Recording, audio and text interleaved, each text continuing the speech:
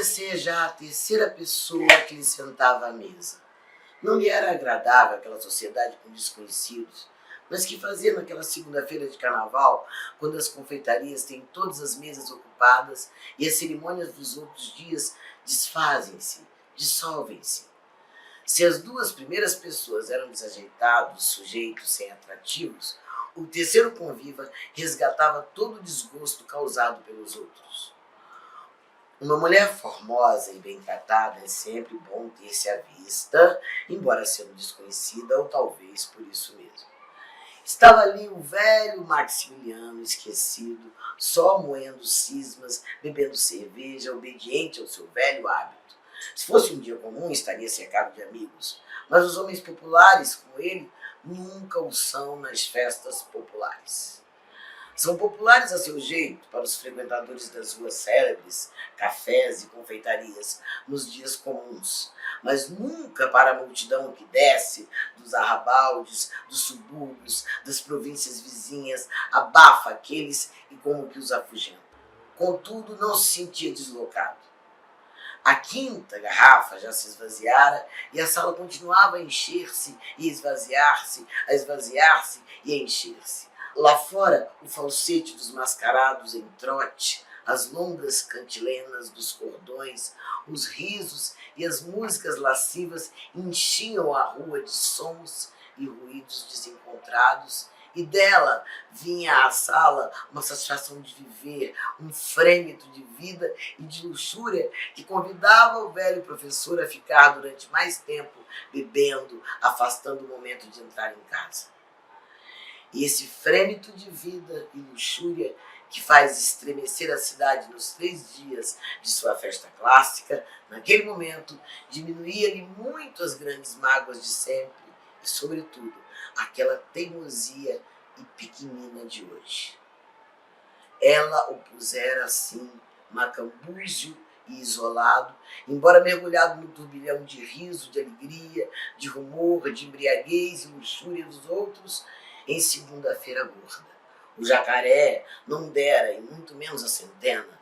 Esse capricho da sorte tirava-lhe a esperança de um conto e pouco, doce esperança que se esvaía amargosamente naquele crepúsculo de galhofa e prazer.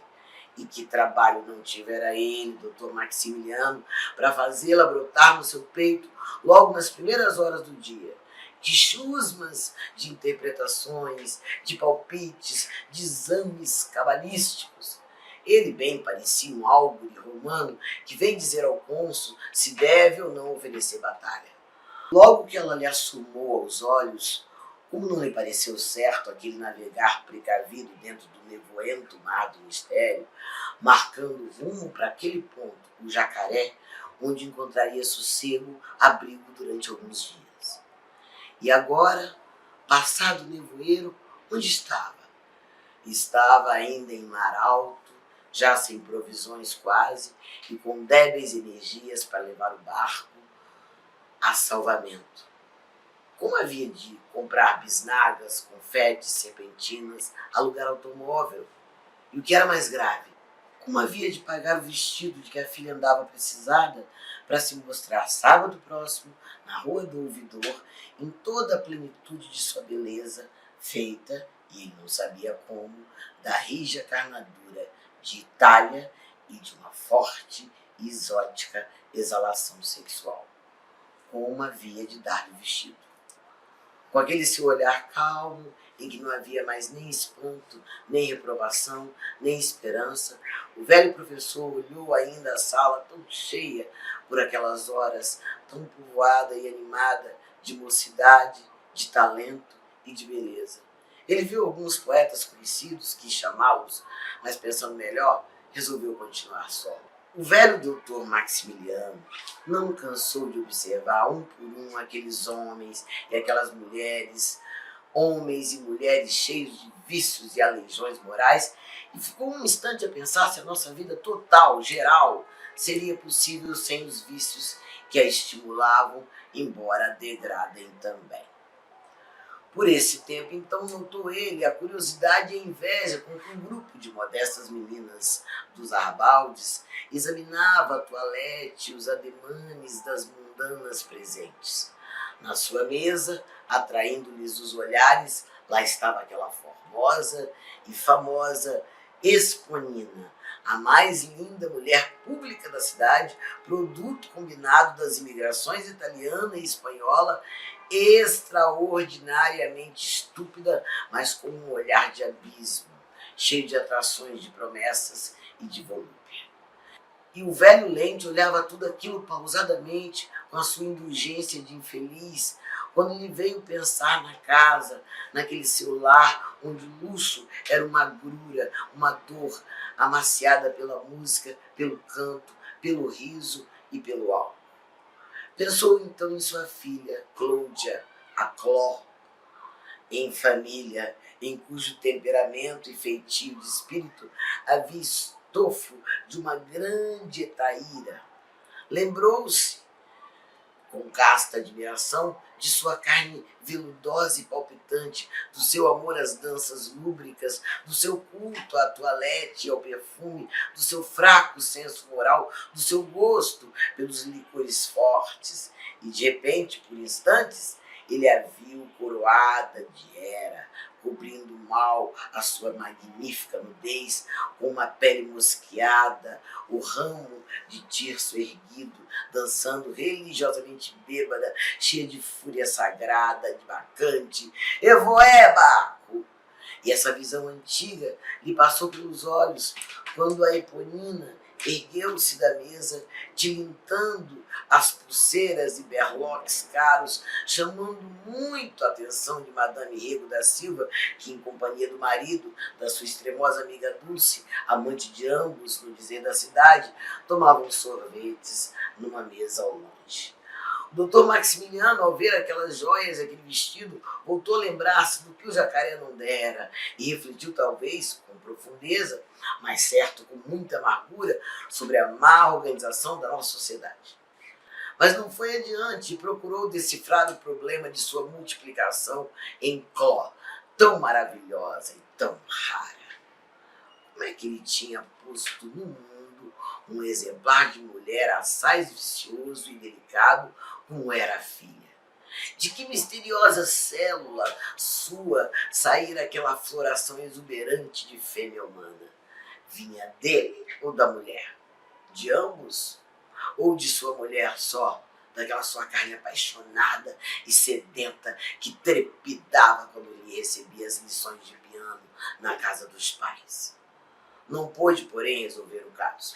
Aproximava-se o doutor André, com seu rosto de ídolo peruano, duro, sem mobilidade alguma na fisionomia acobreada, onde o ouro do aro do Pancenê reluzia fortemente e iluminava a barba sedosa. Era um homem forte, de largos ombros, musculoso, tórax saliente, saltando, e se bem tivesse as pernas arqueadas, era assim mesmo um belo exemplar da raça humana. Lamentava-se que ele fosse um bacharel vulgar e um deputado obscuro. A sua falta de agilidade intelectual, de maleabilidade, de ductilidade, a sua fraca capacidade de abstração e débil poder de associar ideias não impediam fosse ele deputado e bacharel. Ele seria rei, estaria no seu quadro natural, não na Câmara, mas remando em vaso e garas dos nossos grandes rios, ou distendendo aqueles fortes arcos de íri que despejam frechas ervadas com curado. Era o seu último amigo, entretanto, o mais constante comensal de sua mesa lucolesca. Deputado, como já ficou dito, e rico, representava com muita galhardia e liberalidade uma feitoria mansa do norte nas salas burguesas, e apesar de casado, a filha do antigo professor, a lasciva Cló, esperava casar-se com ele pela religião do sol, um novo culto recentemente fundado por um agrimensor ilustrado e sem emprego. O velho Maximiliano nada de definitivo pensava sobre tais projetos. Não os aprovava nem os reprovava. Limitava-se a pequenas reprimendas sem convicção para que o casamento não fosse efetuado sem a bênção do sacerdote do sol ou de outro qualquer. E se isso fazia, era para não precipitar as coisas. Ele gostava dos desdobramentos naturais e encadeados, das passagens suaves, das inflexões doces e detestava os saltos bruscos de um estado para o outro. Então, doutor, ainda por aqui, fez o rico parlamentar sentando-se. É verdade, respondeu-lhe o velho. Estou fazendo meu sacrifício, rezando a minha missa. É a quinta. Que toma, doutor? Madeira. Que tal o carnaval? Como sempre. E depois, voltando-se para o caixeiro. Outra cerveja e madeira aqui para o doutor. Olha, leva a garrafa. O caixeiro afastou-se, levando a garrafa vazia, e o doutor André perguntou: Dona Isabel não veio? Não, minha mulher não gosta das segundas-feiras de carnaval. Acha-as desenchabidas. Ficaram ela e a Cló em casa, a se prepararem para o baile, a fantasia na casa dos Silvas. Quer ir? O senhor vai? Não, meu caro senhor. Do carnaval eu só gosto dessa barulhada da rua, dessa música selvagem e sincopada de recos-recos, de pandeiros, de bombos, desse estrídulo de fanhosos instrumentos de metais. Até do bombo gosto, mais nada. Essa barulhada faz-me bem a alma. Não irei. Agora, se o doutor quer ir, Cló vai de pretamina. Deve lhe ficar muito bem. Não posso ir, entretanto, irei à sua casa para ver a sua senhora e a sua filha fantasiadas. O senhor devia ir também. Fantasiado? Que tinha? Ora, doutor, eu ando sempre com a máscara no rosto. E sorriu leve com amargura o deputado. Pareceu não compreender e observou: mas a sua fisionomia não é tão decrépita assim. Maximiliano ia objetar qualquer coisa quando o caixeiro chegou com as bebidas, ao tempo em que Madame Rego da Silva e o marido levantaram-se com a pequena Dulce, amante de ambos, no dizer da cidade em peso. O parlamentar olhou-os bastante com seu seguro ar de quem tudo pode. Ouviu que ao lado diziam a passagem dos três: Ménage à Trois.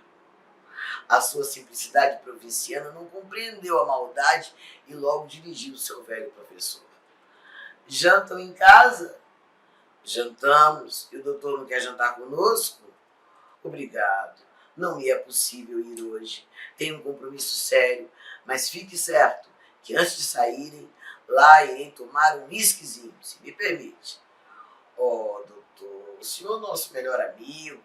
Não imagina como todos lá falam no senhor. Isabel levanta-se a pensar no doutor André. Cló, essa nem se fala. Até o caçula, quando vê, não late. Faz de festas, não é? Como isso me cumula de... Ainda há dias Isabel me disse: Maximiliano, eu nunca bebi um chambertin como esse que o doutor André nos mandou. O meu filho Fred sabe até um de seus discursos de cor, e de tanto repeti-lo, creio que sei de memória vários trechos dele. A face rígida do ídolo, com grande esforço, abriu-se um pouco, e ele disse ao jeito de quem quer o contrário: Não vá agora recitá-lo. Certo que não, seria inconveniente, mas não estou impedido de dizer aqui que o senhor tem muita imaginação, belas imagens e uma forma magnífica. Sou principiante ainda, por isso não me fica mal aceitar o elogio e agradecer a animação. Fez uma pausa, tomou um pouco de vinho e continuou em tom conveniente. O senhor sabe perfeitamente que espécie de força me prende aos seus. Um sentimento acima de mim, uma solicitação, alguma coisa a mais que os senhores puseram na minha vida. Pois então, interrompeu cheio de comoção o doutor Maximiliano. A nossa! Ergueu o copo e ambos tocaram os seus, reatando o parlamentar a conversa dessa maneira. Deu aula hoje? Não. Desci para espairecer e cavar. É dura essa vida, cavar. Como é triste dizer-se isso, mas que se há de fazer? ganha-se uma miséria. Um professor com 800 mil réis, o que é? Tem-se família, representação, uma miséria. Ainda agora, com tantas dificuldades, é que Cló deu em tomar banhos de leite. Que ideia! Onde aprendeu isso? Sei lá, ela diz que tem, não sei o que, propriedades, certas virtudes. O diabo é que tem de pagar uma conta estupenda no leiteiro. São banhos de ouro, é o que são. Jogo nos bichos, hoje tinha tanta fé no jacaré. O caixeiro passava e ele recomendou: Baldomero, outra cerveja. O doutor não toma mais madeira? Vá lá. Ganhou, doutor? Qual? E não imagina que falta me fez. Se quer? Por quem é, meu caro? Deixe-se disso. Então há de ser assim todo dia? Que tem, ora, nada de cerimônias. É como se recebesse de um filho. Nada disso, nada disso. Fingindo que não entendia a recusa, o doutor André foi retirando da carteira uma bela nota, cujo valor nas algibeiras do doutor Maximiliano fez-lhe esquecerem muito a sua desdita no jacaré. O deputado ainda esteve um pouco em breve, porém se despediu, reiterando a promessa de que iria até a casa do professor para ver as duas senhoras fantasiadas. O doutor Maximiliano bebeu ainda uma cerveja e, acabada que foi a cerveja, saiu vagarosamente um tanto trôpego. A noite já tinha caído de há muito. Era já a noite fechada. Os cordões e os bandos carnavalescos continuavam a passar, rufando, batendo, gritando desesperadamente. Homens e mulheres de todas as cores, os alicerces do país, vestidos de meia canitares e em duapes de penas, multicores, fingindo índios, dançavam na frente ao som de uma zabumbada africana, tangida com fúria e instrumentos selvagens, rofenhos, uns estridentes, outros. As danças tinham luxuriosos requebros de quadris, uns caprichosos trocar de pernas, umas quedas imprevistas. Aqueles fantasiados tinham guardado na memória muscular velhos gestos dos avoengos, mas não mais sabiam coordená-los nem a explicação deles. Eram restos de danças guerreiras ou religiosas, dos selvagens, de onde a maioria deles provinha, que o tempo e outras influências tinham transformado em palhaçadas carnavalescas. Certamente, durante os séculos de escravidão nas cidades, os seus antepassados só se podiam lembrar daquelas cerimônias de suas aringas ou tabas pelo carnaval. A tradição passou os filhos aos netos, e estes estavam ali a observá-la com as inevitáveis deturpações. Ele, o doutor Maximiliano, apaixonado amador de música, antigo professor de piano, para poder viver e formar-se, deteve-se um pouco para ouvir aquelas bizarras e bárbaras cantorias, pensando na pobreza de invenção melódica daquela gente. A frase mal desenhada era curta, logo cortada e interrompida, sacudida pelos rufos, pelo ranger, pelos guinchos de instrumentos selvagens e ingênuos. Um instante, ele pensou em continuar uma daquelas cantigas, em completá-la, e a área veio-lhe inteira ao ouvido, provocando o antigo professor de música a fazer parar o chuveiro de ouro, a fim de ensinar-lhes aos cantores o que a imaginação lhe havia trazido à cabeça naquele momento. Arrependeu-se que tivesse feito gostar daquela barulhada, porém o amador de música vencia o homem desgostoso. Ele queria que aquela gente entoasse um hino, uma cantiga, um canto com qualquer nome, mas que tivesse regra e beleza. Mas logo imaginou, para quê? Corresponderia a música mais ou menos artística aos pensamentos íntimos deles? Seria mesmo a expansão dos seus sonhos, fantasias e dores? E devagar se foi indo pela rua em fora, cobrindo de simpatia toda a puerilidade aparente daqueles esgares e berros, que bem sentia profundos e próprios daquelas criaturas grosseiras e de raças tão várias. mas que encontravam naquele vozerio bárbaro e ensurdecedor meio de fazer porejar os seus sofrimentos de raça e de indivíduo e exprimir também as suas ânsias de felicidade. Encaminhou-se direto para casa. Estava fechada, mas havia luzes na sala principal, onde tocavam e dançavam. Atravessou o pequeno jardim ouvindo o piano. Era sua mulher quem tocava. Ele o adivinhava pelo seu veluté, pela maneira de ferir as notas, muito docemente, sem deixar quase perceber a impulsão que os dedos levavam. Como ela tocava aquele tango, que paixão punha naquela música interior. Lembrou-se então dos cordões, dos ranchos, das suas cantilenas ingênuas e bárbaras, daquele ritmo especial a elas que também perturbava sua mulher e abrasava sua filha. Por que caminho lhes tinha chegado ao sangue, à carne, aquele gosto, aquele pendor por tais músicas? Como havia correlação entre elas e as almas daquelas duas mulheres? Não sabia ao certo, mas viu em toda a sociedade complicados movimentos de trocas e influências, trocas de ideias e sentimentos, de influências e paixões, de gostos e inclinações. Quando entrou, o piano cessava e a filha descansava no sofá, a fadiga da dança lúbrica que estivera ensaiando com o irmão. O velho ainda ouviu indulgentemente o filho dizer: é assim que se dança nos democráticos. Cló, logo que o viu, correu abraçá-lo, abraçado ao pai, perguntou: André não vem? Virá. Mas logo em tom severo acrescentou: o que tem você com o André? Nada, papai. Mas ele é tão bom. Quis Maximiliano ser severo, quis apossar-se da sua respeitável autoridade de pai de família, quis exercer um velho sacerdócio de sacrificador aos deuses penates, mas era cético demais, duvidava, não acreditava mais nem no seu sacerdócio, nem no fundamento da sua autoridade. Ralhou, entretanto, frouxamente: você precisava ter mais compostura, Cló.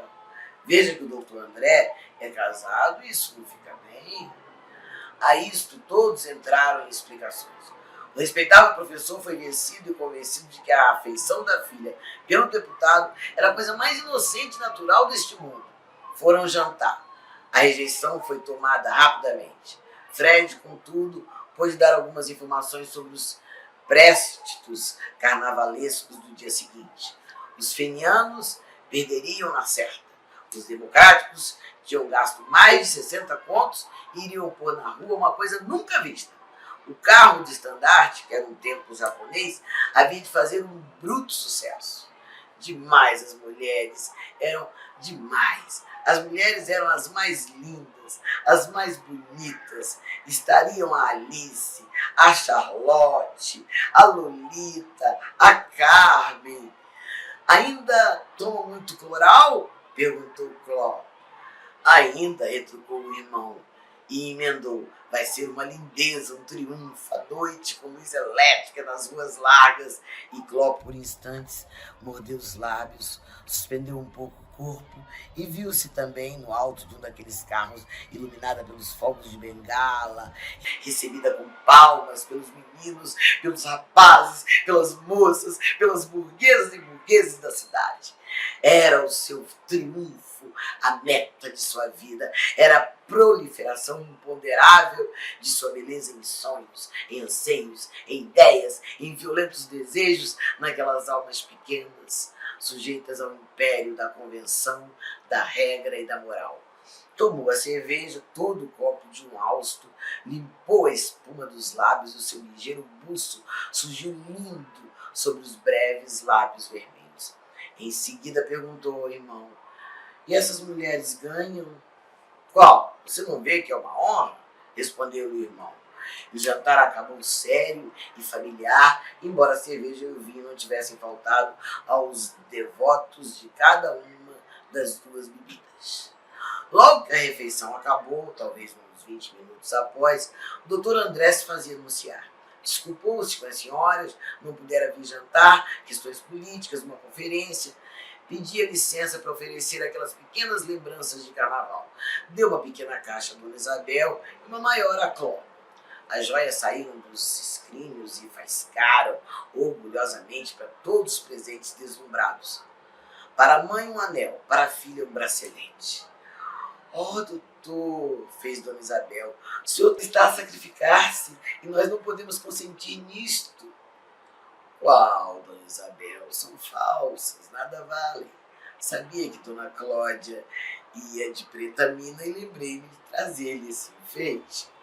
Cló agradeceu sorridente a lembrança e a suave boca quis fixar demoradamente um longo sorriso de alegria e agradecimento. E voltaram a tocar. Dona Isabel pôs seu piano e, como tocasse depois da sobremesa, hora da melancolia e das discussões transcendentes, como já foi observado, executou alguma coisa triste. Chegava a ocasião de se preparar para o baile e a fantasia que os Silvas davam. As senhoras retiraram-se e só ficaram na sala os homens bebendo uísque. André, impaciente e desatento. O velho Lente, indiferente e compassivo, contando histórias brejeiras com vagar e cuidado. O filho sempre a procurar caminho para exibir o seu saber em coisas carnavalescas. A conversa ia caindo quando o velho disse para o deputado: já ouviu a bamboula de Gottschalk, doutor? Não conheço. Vou tocá-la. Sentou-se ao piano, abriu o álbum onde estava a peça e começou a executar aqueles compassos de uma música negra de Nova Orleans, que o famoso pianista tinha filtrado e civilizado. A filha entrou linda, fresca, veludosa, de pano da costa ao ombro, triunfa com o colo inteiramente nu, muito cheio, marmóreo, separado do pescoço, modelado por um colar de falsas turquesas. Os braceletes e as miçangas tilintavam no peito e nos braços, a bem dizer, totalmente despidos, e os bicos de crivo da camisa de linho rendavam as raízes dos seios duros que mal suportavam a alvíssima prisão onde estavam retidos. Ainda pôde requebrar aos últimos compassos da bamboula sobre as chinelas que ocupavam metade dos pés, e toda a risonha sentou-se por fim, esperando que aquele Salomão de pancenier de ouro lhe dissesse ao ouvido: os teus lábios são como uma fita de escarlate, e o teu falar é doce, assim como é o vermelho da romã partida, assim é o nácar das tuas faces, sem falar no que está escondido dentro. O doutor Maximiliano deixou o tamborete do piano e o deputado, bem perto de Cláudia, se não falava como o rei Salomão, rainha de Sabá, dilatava as narinas para sorver toda a exalação acre daquela moça que mais capitosa se fazia dentro daquele vestuário de escrava desprezada. A sala encheu-se de outros convidados e a sessão de música veio a cair na canção e na modinha. Fred cantou e Cló, instada pelo Dr. André, cantou também. O automóvel não tinha chegado, ela tinha tempo. Dona Isabel acompanhou e a moça, pondo tudo o que havia de sedução na sua voz, nos seus olhos pequenos e castanhos, cantou a canção da preta mina. Pimenta de cheiro, giló que bombou, eu vendo barato, me compra, doutor, me compra, ioiô, me compra, ioiô. Ao acabar, era com prazer especial, cheio de dengues nos olhos e na voz, com um longo gozo íntimo, que ela, sacudindo as ancas e pondo as mãos dobradas pelas costas na cintura, curvava-se para o doutor André e dizia vagamente: me compra, ioiô. E repetia com mais volúpia, ainda uma vez: me compra, ioiô.